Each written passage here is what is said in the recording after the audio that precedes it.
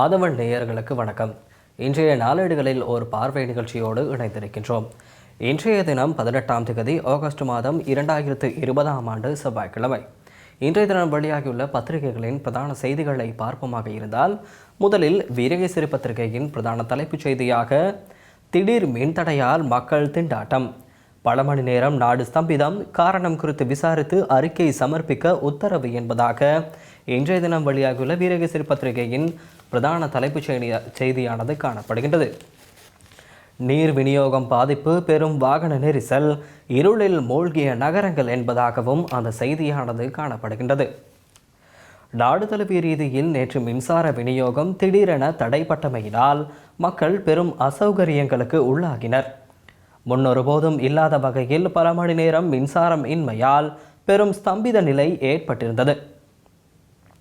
அரசாங்கம் மற்றும் தனியார் தொழில்துறை பெரும் பாதிப்பை சந்தித்தது. தொழிற்சாலைகள் இயங்க முடியாத நிலை ஏற்பட்டிருந்தது.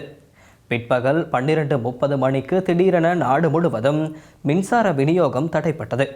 கெரவலப்பிட்டி மின் உற்பத்தி நிலையத்தில் ஏற்பட்ட தொழில்நுட்ப கோளாறு காரணமாக மின்சாரம் தடைப்பட்டதாக அறிவிக்கப்பட்ட போதிலும் பல மணி நேரம் மின்சார விநியோகம் வழமைக்கு திரும்பாமையினால் மக்கள் மின்சார தடைக்கான காரணம் தொடர்பில் சந்தேகம் கொள்ளும் நிலைமை ஏற்பட்டிருந்தது. மின்சார தடை காரணமாக நீர் விநியோகமும் பாதிக்கப்பட்டிருந்தது. சமிஞ்ஞை விளக்குகள் எரியாமையினால் நாடு தழுவிய ரீதியில் போக்குவரத்தும் பாதிக்கப்பட்டது. பிரதான நகரங்களில் போக்குவரத்து நெரிசல்களும் ஏற்பட்டிருந்தன. மின்சார விநியோகம் சில மணி நேரங்களில் வழமைக்கு திரும்பும் என்று மக்கள் எதிர்பார்த்த போதும் நேற்று மாலை வரை மின் விநியோகம் சீராகவில்லை. அதன் பின்னரே சில பகுதிகளுக்கு மின்சார விநியோகம் வழங்கப்பட்டது. படிப்படியாக கொழும்பிலும் ஏனைய சில நகர பகுதிகளிலும் நேற்று இரவு மின்சார விநியோகம் சீரானது. ஆனாலும் பல மாவட்டங்களில் நேற்று இரவு 8 மணிக்கு பின்னரும் மின்சார விநியோகம் சீராகவில்லை. பல நகரங்கள் மற்றும் பெரும் அளவான பகுதிகள் நேற்று இரவு இருளில் மூழ்கியிருந்தன. மக்கள் பெரும் அல்லோலகல்லோலத்துக்கு உள்ளாகியிருந்தனர். நாடு தழுவிய ரீதியில் மின்சார விநியோகம் திடீரென துண்டிக்கப்பட்டமை தொடர்பில் விசாரணைகளை முன்னெடுத்து 3 நாட்களுக்குள் முதற்கட்ட அறிக்கையை சமர்ப்பிக்க வேண்டும் என்று அரசாங்கம் உத்தரவிட்டுள்ளது. திடீர் மின் துண்டிப்பு தொடர்பில் முழுமையான அறிக்கையையும் எதிர்கால செயற்திட்டத்தையும் அடுத்த மாதம் 17ஆம் தேதி முழுமையாக சமர்ப்பிக்குமாறு மின்சாரத்துறை அமைச்சர் டலஸ் அழகப்பெரும அமைச்சின் செயலாளருக்கு உத்தரவு பிறப்பித்துள்ளார். கெரவலப்பிட்டி மின் உற்பத்தி நிலையத்தில் மின் பிறப்பாக்கியில் ஏற்பட்ட தொழில்நுட்ப கோளாறு காரணமாக நாடளாவிய ரீதியில் ஏற்பட்ட மின் துண்டிப்பின் காரணமாக பல செயற்பாடுகளுக்கு பாதிப்பு ஏற்பட்டிருந்தது. நேற்று திங்கட்கிழமை பிற்பகல் 12:30 மணியளவில் இந்த துண்டிப்பு ஏற்பட்டிருந்தது. தொழில்நுட்ப விதிமுறைகளின் ஊடாக முன்னெடுக்கப்படும் நீதிமன்ற வழக்கு விசாரணைகளுக்கும் பாதிப்பு ஏற்பட்டிருந்ததுடன் எரிபொருள் விநியோகம் மற்றும் நீர் வழங்கல் நடவடிக்கைகளும் பாதிப்பு ஏற்பட்டிருந்தது. இதனால் பொதுமக்கள் பெரிதும் அசௌகரியங்களுக்கு உள்ளாகினர். மின் துண்டிப்பு தொடர்பில் பொது பயன்பாட்டு ஆணைக்குழு விடுத்துள்ள அறிக்கையில் குறிப்பிடப்பட்டுள்ளதாவது: இலங்கை மின்சார சபை மின்சார பரிவர்த்தனை மொத்த விநியோகம் அனுமதி பத்திரத்தை பெற்றுக்கொண்டுள்ள மின் உற்பத்தி நிலையங்கள் சகல நேரத்திலும் தங்குதடையின்றி மின்சாரத்தை உற்பத்தி செய்து விநியோகிக்க பொறுப்பாக்கப்பட்டுள்ளன. இலங்கை மின்சார பத்திரம் வைத்திருப்பவர்கள் மின்சார உற்பத்தி, மின் பரிவர்த்தனை, விநியோகம் என்பவற்றுக்கான ஒழுங்கமைந்த தங்குதடையற்ற விநியோகத்தை உறுதிப்படுத்தும் வகையில் செயற்பட வேண்டுமென இலங்கை மின்சார சபை பத்திரம் குறிப்பிடுகின்றது. மின் விநியோகத்தை நாடு தழுவிய ரீதியில் சில பகுதிகளிலும் துண்டிப்பதற்கும் திட்டமிட்ட சேவையை துண்டிப்பதற்கும் பொது பயன்பாட்டு ஆணைக்குழுவிடம் மின்சார சபை அனுமதி பெற வேண்டும். அத்துடன் மின் துண்டிப்பு இடம்பெறுவதற்கு சில மணித்தியாலங்களுக்கு முன்னர் அதனை பொதுமக்களுக்கு அறிவிக்க வேண்டும். வாகன நெரிசல், திடீர் மின்சார துண்டிப்பின் காரணமாக தலைநகர் கொழும்பில் பிரதான வீதிகளில் கடும் வாகன நெரிசலில் ஏற்பட்டிருந்தது. வீதி சமிஞ்ஞை விளக்குகள் ஒளிராமையின் காரணமாக போக்குவரத்து நடவடிக்கைகளில் பாதிப்புகள் ஏற்பட்டிருந்தன. எவ்வாறாயினும் தென் மாகாணம் மற்றும் கொத்மலை ஆகிய பிரதேசங்களில் மின் பாவனை நேற்று மாலை வழமைக்கு கொண்டு வரப்பட்டமையினால் அப்பிரதேசங்களில் போக்குவரத்து வழமைக்கு திரும்பியிருந்தது. புகையிரத போக்குவரத்து சேவையில் சமிஞ்ஞை ஒளி பிறப்பாக்கிகள் தடைப்பட்டமையினால் புகையிரத போக்குவரத்து சேவைகள் தாமதிக்கப்பட்டன. நீர் வழங்கல் தடை, திடீர் மின்துடிப்பின் காரணமாக நீர்வளங்கள் சேவையில் பாரிய பாதிப்பு ஏற்பட்டுள்ளதாக தேசிய நீர்வளங்கள் வடிகால் அமைப்பு சபை தெரிவித்துள்ளது. மின் வளங்கள் வளமைக்கு திரும்பினாலும் நீர் வளங்கள் நடவடிக்கை சற்று தாமதமாகும் எனவும் சுட்டிக்காட்டப்பட்டுள்ளது என்பதாக அந்த செய்தியானது மேலும் தொடர்ந்து செல்கின்றது. அடுத்து இன்றைய தினம் வெளியாகியுள்ள போர் வெற்றி வீரர்களுக்கு பாதிப்பை ஏற்படுத்த அரசாங்கம் சுட்டிக்காட்டப்பட்டுள்ளது என்பதாக அந்த செய்தியானது மேலும் தொடர்ந்து செல்கின்றது. போர் வெற்றி வீரர்களுக்கு பாதிப்பை ஏற்படுத்த அரசு பங்காளியாக இருக்காது, வெளிவிவகார அமைச்சர் தினேஷ் திட்டவட்டம் என்பதாக ஓர் செய்தியும் காணப்படுகின்றது. சர்வதேசத்தின் எந்த ஒரு நாடும் இலங்கைக்கு எதிரியல்ல என்றும் சுட்டிக்காட்டியிருக்கும் வெளிவிவகார அமைச்சர் தினேஷ் குணவர்தன, எனினும் நாட்டின் இறையாண்மைக்கும் அரசியலமைப்பிற்கும் யுத்த வெற்றி வீரர்களுக்கும் பாதிப்பை ஏற்படுத்தும் வகையிலான எந்த ஒரு கடப்பாட்டினதும் பங்காளியாக இலங்கை இருக்கப் போவதில்லை என்று தெரிவித்துள்ளார். அதேவேளை ஐக்கிய நாடுகள் சபையின் உறுப்பு நாடு என்ற கட்டுப்பாட்டை கொண்டிருக்கும் இலங்கை கோவிட்-19 வைரஸ் பரவல் உள்ளடங்கலாக தற்போது ஏற்பட்டிருக்கும் பல்வேறு சவால்களையும் எதிர்கொண்டு வெற்றி கொள்வதற்கு அதனுடன் தொடர்ந்து இணைந்து பணியாற்றும் என்றும் குறிப்பிட்டுள்ளார். ஜனாதிபதி கோட்டாபய ராஜபக்ச, பிரதமர் மஹிந்த ராஜபக்ச தலைமையிலான புதிய அரசாங்கத்தில் வெளிவிவகார அமைச்சராக நியமிக்கப்பட்டுள்ள தினேஷ் குணவர்தன நேற்று திங்கட்கிழமை வெளிவிவகார அமைச்சில் தனது கடமைகளை பொறுப்பேற்றுக் கொண்டார். அதனைத் தொடர்ந்து ஊடகங்களுக்கு கருத்து வெளியிடுகையிலேயே அவர் மேற்கண்டவாறு குறிப்பிட்டார் என்பதாக அந்த செய்தியானது மேலும் தொடர்ந்து செல்கின்றது. காணி ஆக்கிரமிப்பு செயற்பாடுகளுக்கு அரசாங்கம் முற்றுப்புள்ளி வைக்கும், வடக்கு கிழக்கு காணி பிரச்சனைகள் குறித்தும் கவனம் செலுத்தப்படும் என்கிறார் அமைச்சர் சமல் ராஜபக்ச என்பதாக ஓர் செய்தியும் காணப்படுகின்றது. பொதுமக்களின் காணி அபகரிப்பு மற்றும் அரச காணி ஆக்கிரமிப்பு போன்ற கடந்த கால செயற்பாடுகள் குறித்து புதிய அரசாங்கம் உடனடியாக நடவடிக்கை எடுக்கும், வடக்கு கிழக்கு காணி பிரச்சனைகள் குறித்து கவனம் செலுத்துவோம் என்று நீர்ப்பாசனத்துறை, உள்ளக பாதுகாப்பு, உள்நாட்டு அலுவல்கள் மற்றும் அனர்த்த முகாமைத்துவ இராஜாங்க அமைச்சர் சமல் ராஜபக்ச தெரிவித்தார். காணி விவகாரத்தில் பொதுமக்களின் பக்கமுள்ள நியாயத்துக்கே முதலிடம் வழங்கப்படும் என்றும் அவர் தெரிவித்துள்ளார் என்பதாக அந்த செய்தியானது மேலும் தொடர்ந்து செல்கின்றது.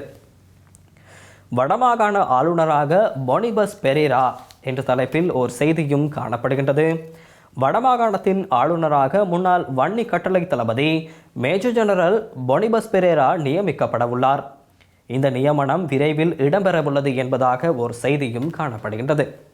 பாராளுமன்ற முதல் அமர்வு நாளை மறுதினம்.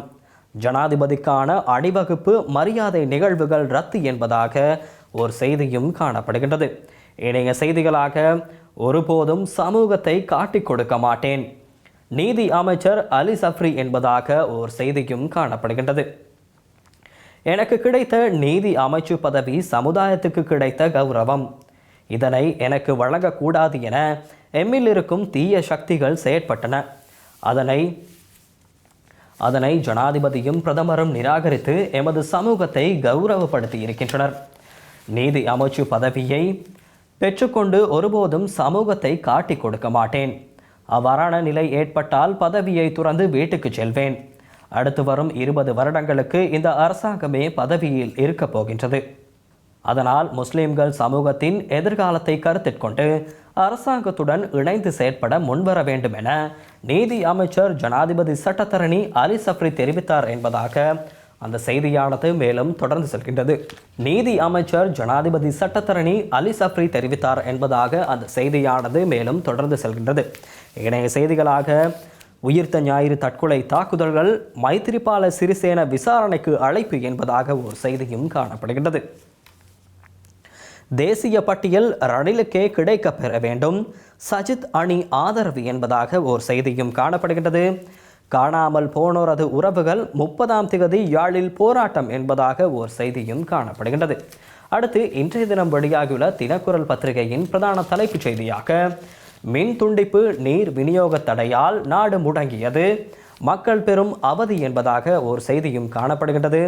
போக்குவரத்து நெரிசலால் திணறிய நகரங்கள், தொலைபேசி சேவைகள் சீர்குலைவால் தவித்த மக்கள், உடனடி விசாரணைக்கு அமைச்சர் உத்தரவு என்பதாகவும் அந்த செய்தியானது நாம் ஏற்கனவே பார்த்த செய்தியாக அது அமைந்திருக்கின்றது. இணைய செய்திகளாக சபை முதல்வர் தினேஷ், பிரதம கொறடா ஜான்சன் என்பதாக ஒரு செய்தியும் காணப்படுகின்றது. வெறுத்தது தேர்தல் வேண்டாம், இனி போட்டி என்பதாக ஓர் செய்தியும் காணப்படுகின்றது. எதிர்காலத்தில் நடைபெறவுள்ள எந்த தேர்தல்களிலும் போட்டியிட எதிர்பார்க்கவில்லை என பொதுபல சேனா அமைப்பின் செயலாளர் கலகுடாத்தே ஞானசார தேரர் தெரிவித்துள்ளார். எனினும் சிங்கள பௌத்த தர்மத்திற்கு அமைய எந்த அரசியல் அமைப்பில் இருந்தும் செயற்படுபவருக்கு ஆதரவளிக்க தயாராக இருப்பதாகவும் அவர் கூறியுள்ளார் என்பதாக ஒரு செய்தியும் காணப்படுகின்றது. ஒற்றையாட்சி அரசியலமைப்பை ஏற்றுக்கொண்ட கஜேந்திரகுமார் அமைச்சர் டக்ளஸ் தெரிவிப்பு என்பதாக ஒரு செய்தியும் காணப்படுகின்றது. இலங்கையின் ஒற்றையாட்சி அரசியலமைப்பை கஜேந்திரகுமார் பொன்னம்பலம் தலைமையிலான தமிழ் தேசிய மக்கள் முன்னணி ஏற்றுக்கொண்டுள்ளதென கடற்தொழில் அமைச்சர் டக்ளஸ் தேவானந்தா தெரிவித்துள்ளார். இலங்கையின் தனியார் தொலைக்காட்சி ஒன்றில் ஞாயிற்றுக்கிழமை இடம்பெற்ற அரசியல் விவாத நிகழ்ச்சியிலேயே அவர் மேற்கண்டவாறு கூறியுள்ளார் என்பதாக அந்த செய்தியானது காணப்படுகின்றது. மைத்திரியிடம் விசாரணை என்பதாக நாம் ஏற்கனவே பார்த்த செய்தியாக அது அமைந்திருக்கின்றது. ஏப்ரல் தாக்குதல் தொடர்பில் விசாரணைகளை மேற்கொள்ளும் ஜனாதிபதி ஆணைக்குழுவில் முன்னிலையாகுமாறு முன்னாள் ஜனாதிபதி மைத்திரிபால சிறிசேனவுக்கு அழைப்பு விடுக்கப்பட்டுள்ளது என்பதாக அந்த செய்தியானது தொடர்ந்து செல்கின்றது. வலிந்து காணாமல் ஆக்கப்பட்டவர்களின் தினமான ஆகஸ்ட் 30 வடக்கு கிழக்கில் ஆர்ப்பாட்ட பேரணிகள் என்பதாக ஓர் செய்தியும் காணப்படுகின்றது. வலிந்து காணாமல் ஆக்கப்பட்டவர்களின் தினமான எதிர்வரும் 30ஆம் தேதி வடக்கு கிழக்கு மாகாணங்களில் பாரிய ஆர்ப்பாட்ட பேரணி நடத்தப்பட உள்ளதாக வடக்கு கிழக்கு காணாமல் ஆக்கப்பட்டவர்களின் சங்க தலைவி யோகராசா கனகரஞ்சனி தெரிவித்தார் என்பதாக அந்த செய்தியானது காணப்படுகின்றது. வடமாகாணத்தின் ஆளுநராக மேஜர் ஜெனரல் பொனிபஸ் என்பதாக கேள்விக்குறியுடன் ஒரு செய்தியும் காணப்படுகின்றது. அடுத்து இன்றைய தினம் வெளியாகியுள்ள உதயன் பத்திரிகையின் பிரதான தலைப்புச் செய்தியாக கூட்டமைப்பு பேச்சாளரை உடனடியாக மாற்றுங்கள், சுமந்திரனுக்கு எதிராக பங்காளி கட்சிகள் போர்க்கொடி என்பதாக ஒரு செய்தியும் காணப்படுகின்றது. தமிழ் தேசிய கூட்டமைப்பின் ஊடக பேச்சாளர் பதவியை சுமந்திரனிடமிருந்து மீளப் பெறுமாறு கூட்டமைப்பின் பங்காளி கட்சிகள் நாடாளுமன்ற குழு கூட்டத்தில் கோரிக்கை முன்வைக்கவுள்ளது என்று அறிய முடிகின்றது. நாடாளுமன்ற தேர்தல் காலத்தில் சுமந்திரன் தெரிவித்த சர்ச்சை கருத்துக்களை அடுத்து இதே கோரிக்கை முன்வைக்கப்பட்டிருந்த நிலையில் அதனை மீண்டும் வலியுறுத்தி செயற்படுத்த அழுத்தம் பிரயோகிப்பதற்கும் பங்காளி கட்சிகள் முடிவு செய்துள்ளன என்பதாக அந்த செய்தியானது காணப்படுகின்றது. இருண்டது இலங்கை, பல மணி நேர மின் துண்டிப்பால் மக்கள் பெறும் அசௌகரியம் என்பதாக ஒரு செய்தியும் காணப்படுகின்றது. காங்கேசன் துறைமுகத்துக்கு விரைவில் காணி சுவீகரிப்பு என்பதாக ஒரு செய்தியும் காணப்படுகின்றது. காங்கேசன் துறைமுகத்தை புனரமைப்பதற்காக அந்த பகுதியில் உள்ள சீமேந்து கூட்டுத்தாபனத்துக்கு சொந்தமான காணி மற்றும் தனியார் காணிகள் என்பனவற்றை சுவீகரிப்பதற்கான நடவடிக்கைகள் விரைவில் ஆரம்பிக்கப்பட உள்ளதாக தெரிய வருகின்றது என்பதாக ஒரு செய்தியும் காணப்படுகின்றது. புள்ளி வைத்த நாமல் என்பதாக ஒரு செய்தியும் காணப்படுகின்றது. 19க்கு சாவு மணி அடிப்பது திண்ணம், சமல் திட்டவட்டம் என்பதாக ஒரு செய்தியும் காணப்படுகின்றது. ரயிலுடன் மோதியவர் உயிரிழப்பு என்பதாக ஒரு செய்தியும் காணப்படுகின்றது. வடக்கு பட்டதாரிகள் 2346 பேருக்கு ஏமாற்றம் என்பதாக ஒரு செய்தியும் காணப்படுகின்றது. அடுத்து இன்றைய தினம் வெளியாகியுள்ள வலம்புரி பத்திரிகையின் பிரதான தலைப்புச் செய்தியாக வடக்கின் புதிய ஆளுநராக ஓய்வு பெற்ற மேஜர் ஜெனரல் பொனிபஸ் பெரேரா நியமனம் என்ற தலைப்பான ஒரு செய்தியும் காணப்படுகின்றது. வடமாகாண ஆளுநராக முன்னாள் வன்னி மாவட்ட கட்டளை தளபதி மேஜர் ஜெனரல் பொனிபஸ் பெரேரா நியமிக்கப்பட உள்ளார் என செய்திகள் வெளியாகியுள்ளன. வடக்கில் இராணுவ ஆட்சி அமுல்படுத்தப்படும் ஏது நிலைகள் தேர்தலின் பின்னர் தென்படுவதாக வடக்கு தமிழ் அரசியல் கட்சிகள் குற்றம் சாட்டி வரும் நிலையில் இந்த நியமனம் இடம்பெறவுள்ளது என்பதாகவும் அது செய்தியானது காணப்படுகின்றது. தேரேறி வந்த நல்லை கந்தன் என்பதாக ஒரு செய்தியும் காணப்படுகின்றது. தமிழர்கள் ஆதரிக்கும் இனவாத கட்சிகளால் 60,000 இளைஞர்கள் இறந்ததை தவிர தமிழர்கள் எதை கண்டார்கள்? புதிய நீதி அமைச்சர் அலி சஃப்ரி கேள்வி என்பதாக ஒரு செய்தியும் காணப்படுகின்றது. அடுத்து காலை கதிர் பத்திரிகையின் பிரதான தலைப்புச் செய்தியாக தமிழ் கூட்டமைப்பு பேச்சாளர் பதவியையும் கோருகிறது டெலோ என்பதாக ஒரு செய்தியும் காணப்படுகின்றது. இந்த முறை தமக்கு தராவிட்டால் ஃப்ளட்டுக்கு வழங்க கோரிக்கை என்பதாகவும் அந்த செய்தியானது அமைந்திருக்கின்றது. தமிழ் தேசிய கூட்டமைப்பின் பேச்சாளர் பதவியை இம்முறை டெலோவிற்கு வழங்க வேண்டும் என கூட்டமைப்பை கோருவது என்று டெலோவின் தலைமை குழு தீர்மானித்துள்ளது. டெலோவின் மத்திய குழு கூட்டம் நேற்று முன்தினம் திருகோணமலையில் இடம்பெற்றது.